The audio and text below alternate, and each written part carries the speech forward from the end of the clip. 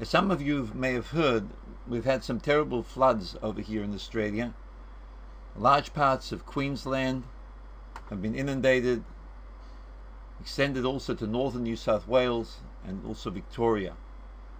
And I tell the story of a certain Yidel, don't know what state he was in. He's driving along the road, all of a sudden he comes to a dip in the road and his car stalls. Turns to his right and he sees a huge, gigantic wall of water rushing towards him. He becomes frantic. He cries out to God and he says, God, please help me from this. Save me. If you save me, I promise to put on tefillin every day. I'll no longer eat treifa food. I'll only kosher from now on. Shabbos I'll keep every single week. Within a moment, his car starts again and he's able to get out just as the wall of water fills the dip in the road. Turning back, he says, God, don't worry about anything. I managed to get out of there all by myself. Unfortunately, this little story, anecdote, joke, which is told in many forms, is illustrative of much of how we relate to God. As I say, there are no foxes there are no atheists in foxholes. And this actually is a theme of my sermon today. Most of you would know that the Torah was given on Mount Sinai, and a mere 40 days later, the Israelites sinned with the golden calf. This must be one of the greatest enigmas of all time. How could it be that a mere 40 days after the greatest event in history, when God appeared to the Jewish people, ponim, face to face, He gave them the 10 Commandments, He gave them the whole Torah, not through any intermediary, but God Almighty spoke to them. Prior to that, they crossed over the Red Sea, and a miracle of miracles, just moments later, the entire Egyptian army was inundated by the waters. Prior to that, there were the 10 plagues in Egypt. Yes, the Israelites saw miracle after miracle after miracle, and yet 40 days after the giving of the Torah on Mount Sinai, they served the golden calf. We begin to question whether the miracle really occurred. How could it be that a person should see such great miracles, an entire nation indeed, and then turn their back on the one who worked them? The reality is that we've seen the same thing, perhaps even greater miracle in our own time. Many of you would remember that 20 years ago this month, the month of January in 1991, there was a Gulf War. It was before the era of the internet, and it was a time when cable television news, CNN, came to the fore. Most people at that time thought, literally, that the world was coming to an end. Many nations were arraigned against Iraq. Iraq was threatening, all of them, threatening to bring the world to the brink of catastrophe. And everyone thought that this is really the commencement of the Third World War. Quite apart from CNN, and I have to say that at that time we didn't have any television in the house, but when we heard what was happening, we heard the threat which Israel was under, we quickly hooked up a TV in order to really get the latest news. Everyone was glued to their TVs and their radio stations every morning. You'd listen to the newsreaders and they would say it's 9 o'clock in Sydney, 12 o'clock at night in Iraq. The sense of fear was palpable. And it was bad for us living half a world away. Just imagine Israel. What Saddam Hussein was threatening Israel with chemical weapons. He had the range to be able to launch them. And the reality is that he did launch missile after missile after missile.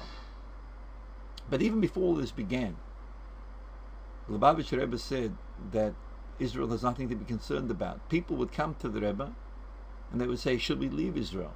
And the Rebbe said, absolutely not. Israel is the safest place in the entire world. People from outside of Israel were thinking of postponing their trips. And group after group after group, the Rebbe encouraged them to go to Israel.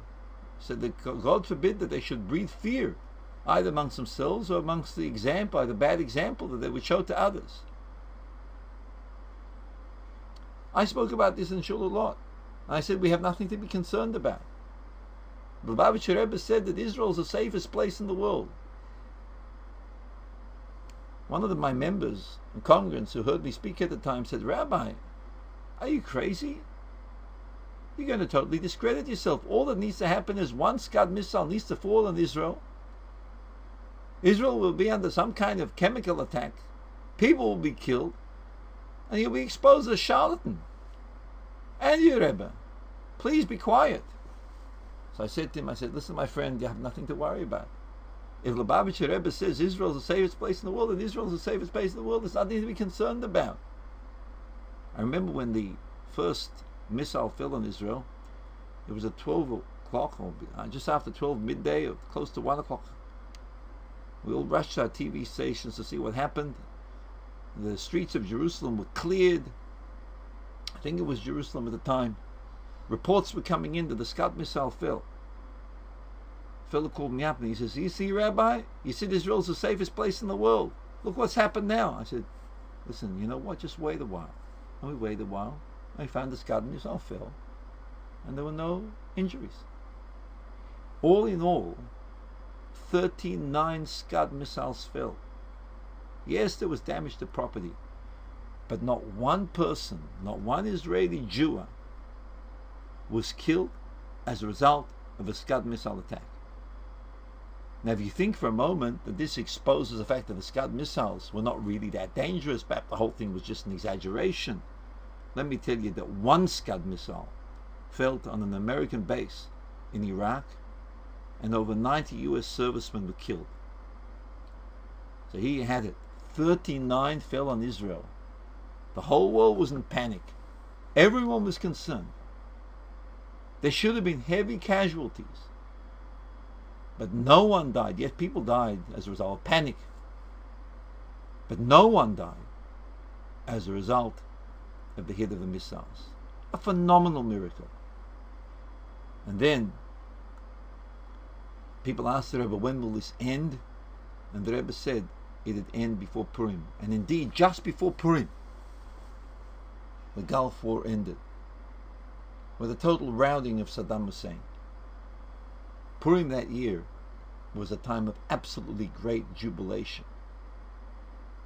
Now, during the war, I can tell you, and I remember it clearly, that people were absolutely positive that this is the end of time. The Mashiach's coming.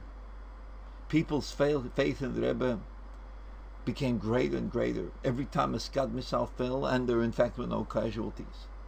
People were able to see a miracle openly revealed in front of their eyes. And when the war in fact finished, as the Rebbe had predicted, just before Purim, what greater miracle did he have? We saw that.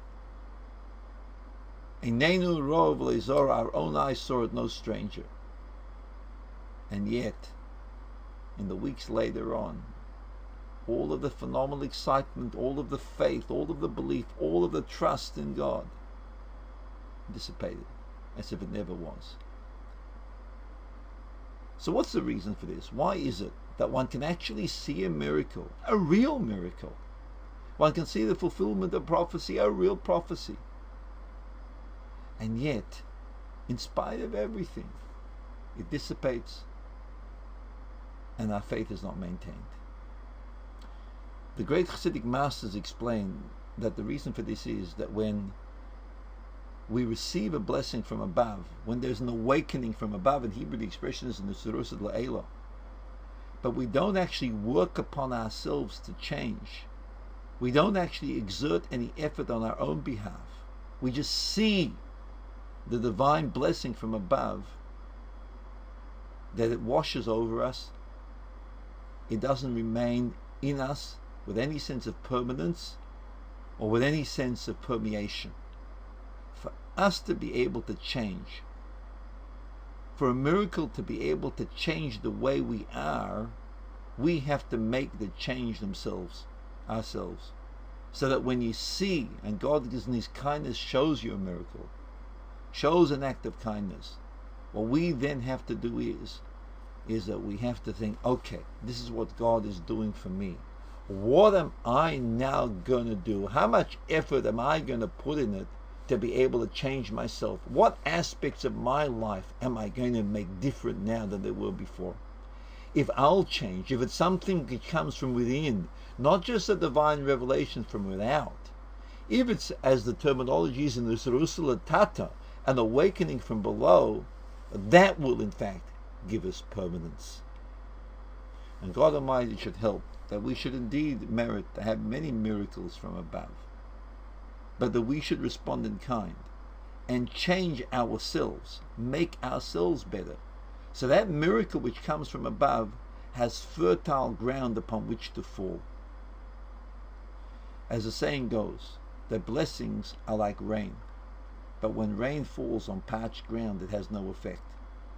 If we want the rain to have an effect, then what we need to do is we need to plow the field, we need to plant the seeds, we need to do something within ourselves.